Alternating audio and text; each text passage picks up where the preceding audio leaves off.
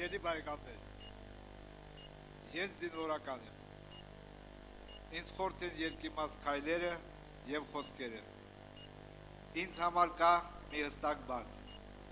հայրենիքը պետք է պաշտպանել, և եթե այսօրվա իշխանությունները չեն պաշտպանում մեր հայրենիքը, մենք փոխելու ենք այդ իշխանությունները։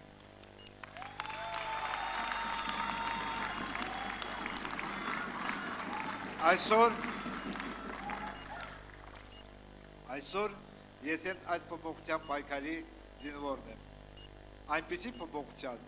որ փրկելու է մարդկանց կյանքը մեր երկրում, այնպիսի փոփոխության, որը կանխելու է պատերազմներ, որպես զինվորական ես լավագույնս գիտեմ խաղաղության արժեքը, քանի որ պատերազմի գինը ես գիտեմ շատերից լավ,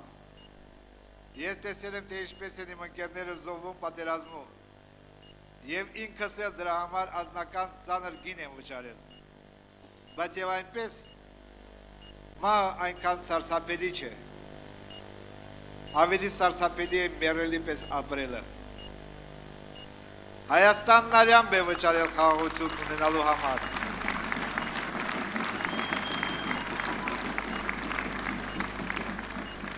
Հայաստանն արյամբ է վճարել խաղաղություն ունենալու համար։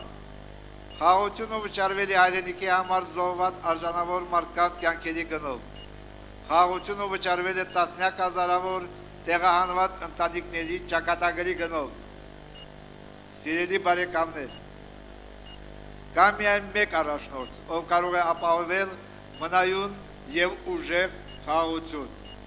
Դա հաջորդ վարչապետ Սամվել Կարապետյանն է։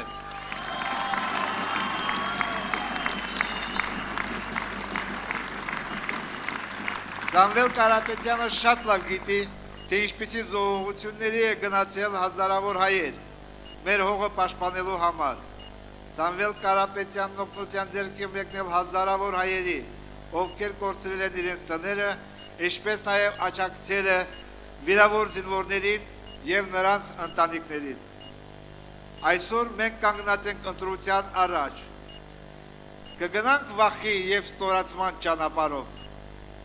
թե արժանապատվության և ուժի ճանապարհով։ Վախ։ Ես տեսել եմ վախը, բայց տեսել եմ մեր թշնամու աչքերում, սահմանին, կռվի ժամանակ, բայց ոչ երբեք հայ զինվորի աչքերում, և ոչ երբեք հայ ժողովրդի աչքերում։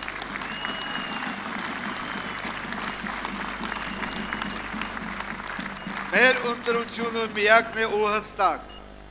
Մենք ընտրում ենք արժանապատվությունը, ընտրում ենք եկեղեցին, ընտրում ենք մեր հայրենիքը։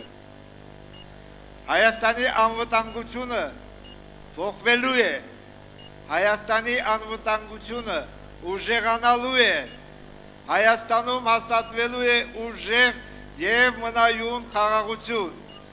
և մենք Սամվել Կարապետյանի հետ գիտենք ինչպես դա անել։